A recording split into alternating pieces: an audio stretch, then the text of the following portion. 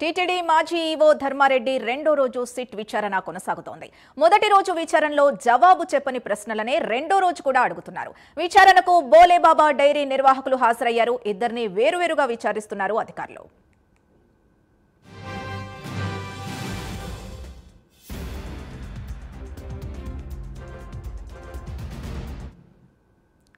ఇదే అంశానికి సంబంధించి పూర్తి డీటెయిల్స్ మా కరెస్పాండెంట్ రవివర్మ అందిస్తారు. రవివర్మ,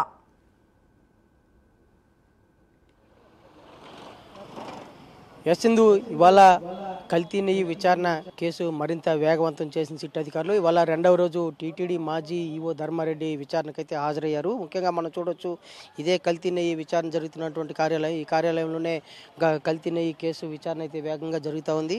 అయితే ఇవాళ దాదాపు 24 మంది మీద కేసు నమోదు చేసినటువంటి సిట్ అధికారులు 16 మందిని విచారించారు. దాంట్లో 9 మందిని అరెస్ట్ చేసి జైలు కూడా అరెస్ట్ చేసినట్టు కూడా తెలుస్తోంది. కేసులో మరింత మంది కూడా అరెస్ట్ అయ్యే అవకాశం ఉందని కూడా స్పష్టంగా తెలుస్తోంది. అయితే ఇవాళ విచారణ నేపథ్యంలోనే మాజీ అప్పటి పనిచేసినట్టు ఈవో ధర్మారెడ్డిని విచారణకు పిలిపించారు. నిన్నటి వరకు సిట్ అధికారులకు ఎలాంటి సిట్ అధికారులు అడిగిన ప్రశ్నలకు సమాధానం ఇవ్వకుండా సహకరించినటువంటి అధికారి ఇవాళ ఒక్కొక్కటిగా సమాధానం చెప్తూ సహకరిస్తున్నట్టు కూడా తెలుస్తూ ఉంది.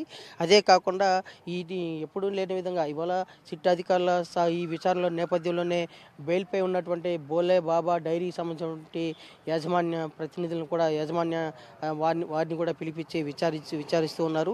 అయితే కల్తీ నెయ్యి వ్యవహారంలో దాదాపు 5 సంవత్సరాల పాటు దాదాపు 68,17,000 కిలోల కల్తీ నెయ్యి తిరుమలకు సరఫరా అయిందని చెప్పేసి నిర్ణయించినట్టుగా కూడా తెలిసింది. కల్తీ నెయ్యి వ్యవహారంలో అధికారులు తెలిసి చేశారా, తెలియ చేశారా అనే విధంగా కూడా సిట్ అధికారులు అయితే స్పష్టంగా ధర్మారెడ్డిని పదే ప్రశ్నిస్తున్నారు. అయితే అప్పటి పాలక మండలి నిర్ణయం మేరకే తాను నడుచుకున్నానని చెప్పి సమాధానం ఇచ్చినట్లు కూడా తెలుస్తూ ఉంది. అదే కాకుండా వైవి సుబ్బారెడ్డి, అప్పటి టీటీడీ చైర్మన్ వైవి సుబ్బారెడ్డి నేతృత్వంలో ఉన్నటువంటి పాలక మండలికి ఈ వ్యవహారం అంతా తెలుసు.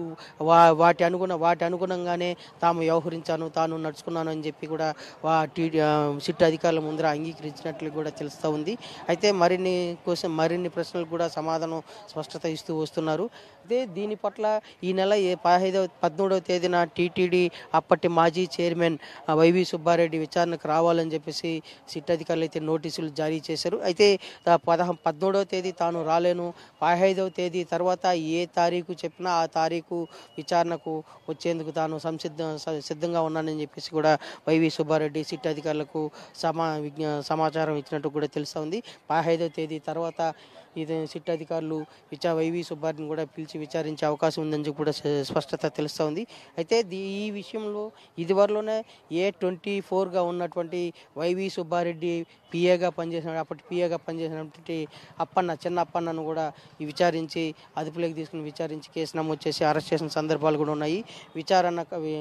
అప్పన్న ఖాతాలో దాదాపు 40 కోట్ల మేర ఆర్థిక లావాదేవీలు జరిగినట్టు కూడా సిట్ అధికారులు నిర్ధారించినట్లు కూడా తెలుస్తోంది. అదే కాకుండా A16 ఈ కేసులోనే A16గా ఉన్నటువంటి అజయ్ కుమార్ సుగంధం కెమికల్స్ ఫ్యాక్టరీ వాటికి సంబంధించినటువంటి ఎండీని కూడా పిలిపించి అజయ్ కుమార్ని కూడా పిలిపించి విచారించినట్టు కూడా తెలుస్తుంది. వారిద్దరి రిమాండ్ రిపోర్ట్ల ఆధారంగానే ఇవాళ ఈ ధర్మారెడ్డిని కూడా పదే సిట్ అధికారులు అయితే ప్రశ్నిస్తున్నారు. ఆ రిమాండ్ రిపోర్ట్లో ఉన్నటువంటి అంశాలను ఒక్కొక్కటిగా ప్రశ్నిస్తూ ఉన్నారు.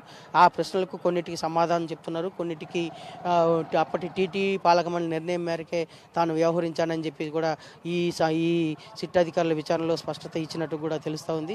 ఆ మేరకు అధికారులు మరింత లోతుగా విచారణ అయితే సాగిస్తూ వస్తున్నారు.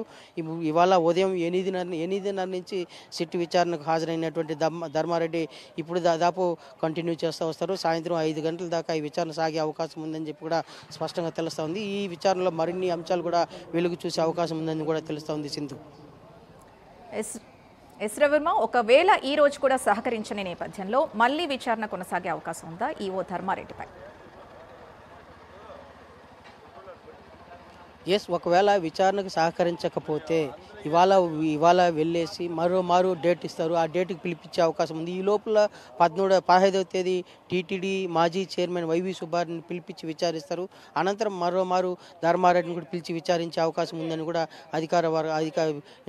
సిట్ అధికారుల ద్వారా విశ్వసనీయంగా తెలుస్తూ ఉంది. ఆ మేరకు ఈ కేసు విచారణ అయితే వేగవంతం చేస్తున్నారు సిట్ అధికారులు.